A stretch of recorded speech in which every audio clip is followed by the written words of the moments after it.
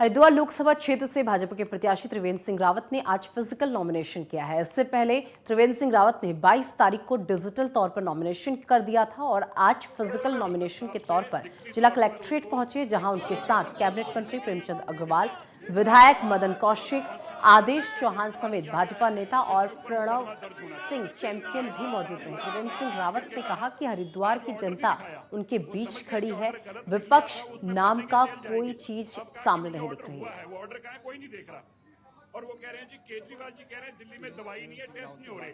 अरे भाई, मंत्री को नहीं पता, सौरभ भारद्वाज को नहीं पता, पहला कोई मुख्यमंत्री है।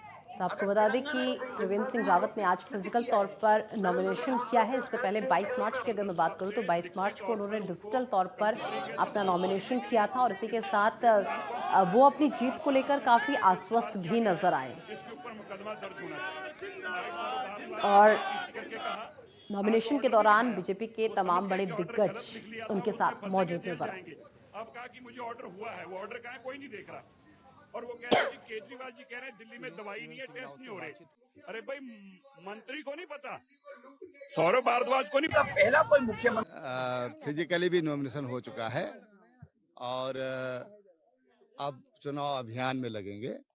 तमाम जो कार्यकर्ता हैं उनकी बैठकें चल रही हैं और अब बाकायदा हम चुनाव प्रचार करने के लिए एक तरह से हमको अधिकार मिल गया है कि हम ओपनली अब प्रचार कर सकते हैं आयोग को सूचित करके।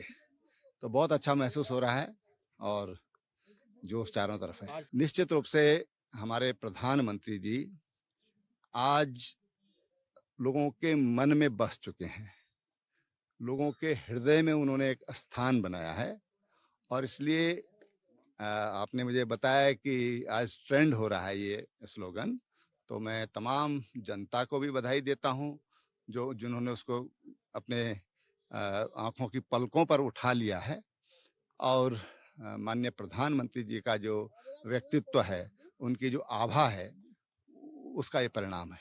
जी, हमें पूरी भरोसा है कि हरिद्वार लोकसभा की जनता बीजेपी को ही वोट करेगी और देश को सबसे पहले रख के मोदी जी को वापस प्राइम मिनिस्टर बनाएंगी। जी, मुझे लगता है महिलाओं के लिए बहुत कुछ वो कर सके, हमेशा सपोर्टिव रहे हैं महिलाओं को आगे लाने में, उनको उनके हक दिलाने में।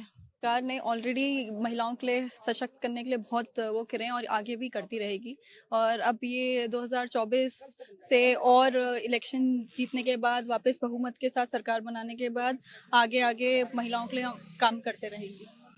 देखिए, आप जानते हैं जिस प्रकार से 10 साल माननीय मोदी जी ने पूरे देश के अंदर जो काम किया, देशवासियों के लिए कल्याण के काम किए, और मैं समझता हूं कि जिस प्रकार से आज आम आदमी एक ही बात बोल रहा है कि आएगा तो मोदी।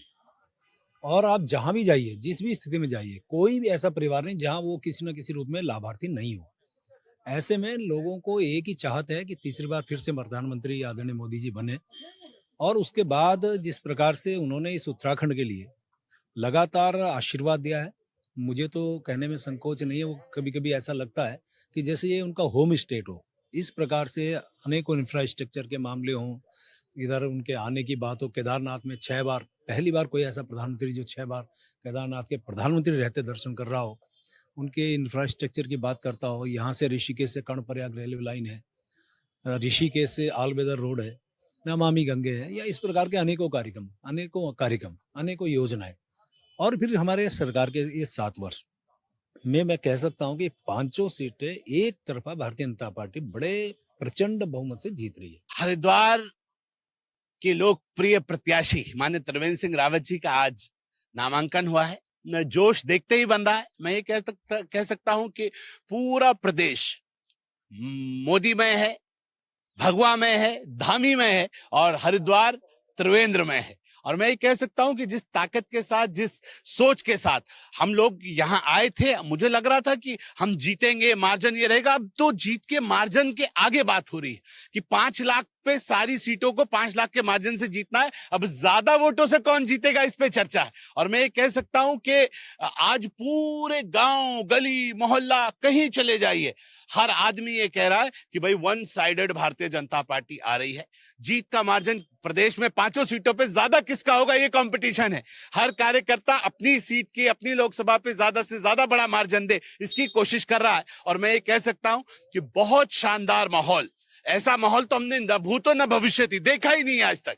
आज जो माहौल दिख रहा है, और मुस्लिम समाज जो नेगेटिव वोट कहा जाता था भारतीय जनता पार्टी के लिए, वो बहुत तेजी से साथ आ रहा है।